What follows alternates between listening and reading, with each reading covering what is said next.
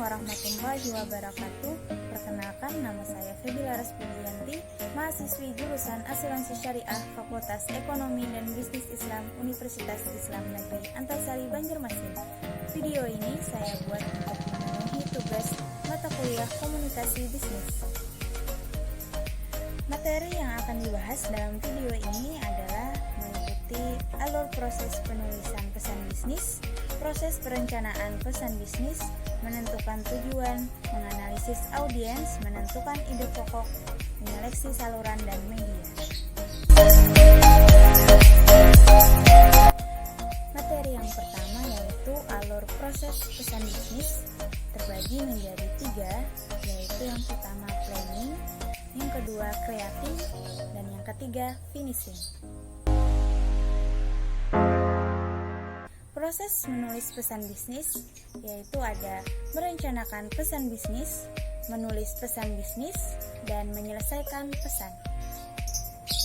Proses perencanaan pesan bisnis. Perencanaan pesan bisnis adalah proses penetapan berbagai kegiatan yang akan dilakukan sebelum pesan bisnis tersebut diluncurkan. Menentukan tujuan pesan bisnis. Secara umum, ada 3 tujuan pesan bisnis. Yang pertama, memberikan informasi atau memberitahu. Yang kedua, melakukan persuasi atau membujuk. Yang ketiga, melakukan kolaborasi atau bekerja sama. Setiap pesan juga mempunyai tujuan khusus, yaitu apa yang diharapkan oleh komunikator dan apa yang seharusnya dilakukan oleh komunikan setelah mereka menerima pesan. Menganalisis audiens. Analisis audiens merupakan proses pemeriksaan seluruh faktor objektif atau empiris yang berkaitan dengan komunikan. Audiens bisa individu ataupun organisasi. Tujuannya untuk mengidentifikasi kebutuhan audiens dan memprediksi reaksinya terhadap pesan. Kegiatan dalam analisis audiens meliputi mengembangkan profil audiens, memenuhi kebutuhan informasi audiens, memuaskan kebutuhan motivasional audiens.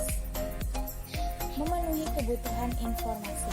Ada 5 pedoman agar pesan bisnis mampu memenuhi kebutuhan informasi audiens.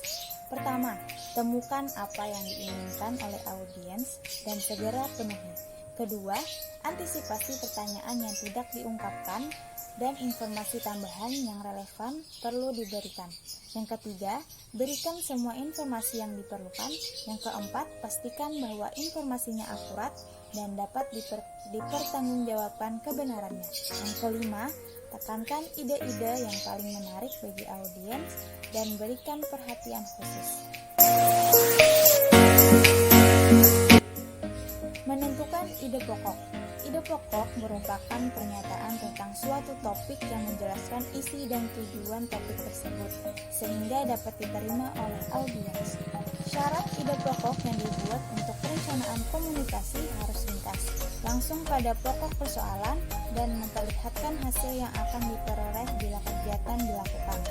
Penentuan ide pokok dapat dilakukan melalui menggali ilham, petunjuk atasan, kebiasaan, ini terutama untuk peristiwa yang terjadi berulang-ulang. Pemilihan saluran dan media. Ide-ide dapat disampaikan lewat 2 saluran, yaitu saluran lisan dan tertulis.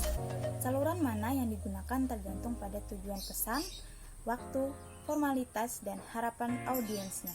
Masing-masing saluran memiliki beberapa jenis media yang dapat dipilih seperti surat, surat elektronik, telepon, faksimiles, dan buletin. Saluran komunikasi lisan. Komunikasi lisan dapat digunakan apabila diperlukan umpan balik secara langsung dari penerima, pesan relatif sederhana dan mudah dimengerti, tidak membutuhkan catatan permanen, penerima dapat dikumpulkan dengan mudah dan ekonomis, ingin mendorong interaksi untuk pemecahan masalah dan pengambilan keputusan. Kelebihan dan kelemahan komunikasi lisan. Kelebihannya menyediakan umpan balik dengan segera, memungkinkan terjadinya kenyamanan berinteraksi, meliputi berbagai isyarat nonverbal, memungkinkan mengekspresikan emosi di balik pesan. Kelemahannya, tidak menyediakan rekaman komunikasi yang dapat dibuktikan tanpa alat perekam, mengurangi kendali komunikator pada pesan, seringkali mengabaikan kemungkinan memperbaiki atau mengedit pesan. Saluran komunikasi tertulis. Komunikasi tertulis dapat digunakan apabila tidak diperlukan umpan balik secara langsung, pesan terperinci dan kompleks, memerlukan perencanaan yang seksama, memerlukan catatan yang permanen, penerima dalam jumlah yang banyak, penerima sulit dijangkau karena tersebar secara geografis, ingin meminimalkan distorsi. Kelebihan dan kelemahan komunikasi tertulis.